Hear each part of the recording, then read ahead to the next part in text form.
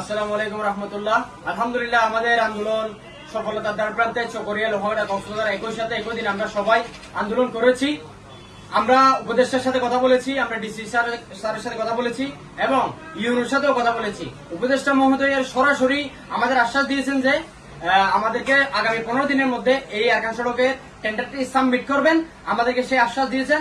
আমরাও ওনার আশ্বাসে আগামী 15 দিনের মধ্যে টেন্ডার সাবমিট হবে যে সেই আশ্বাসের প্রতি বিশ্বাস রেখে আমরা আন্দোলনটি আজকে শেষ করলাম সকলে মিলে। এখানে কোনো নেতার হস্তক্ষেপ ছিল না, আমরা কোনো পলিটিক্যালি এই আন্দোলন নয়, এই আন্দোলনটি কোনো দলীয় আন্দোলন নয়। এই আন্দোলনটি দক্ষিণ চট্টগ্রামের মানুষের অধিকার, দক্ষিণ চট্টগ্রামের মানুষের দাবি, এই দক্ষিণ চট্টগ্রামের মানুষের আকাঙ্ক্ষাই হচ্ছে এই আন্দোলন। মূলত আমরা কোনো নেতার আশ্বাসে উঠি নাই, আমরা প্রশাসনের টেন্ডার যে সাবমিট হবে সেই আশ্বাস জেনে তারপর আমরা উঠেছি।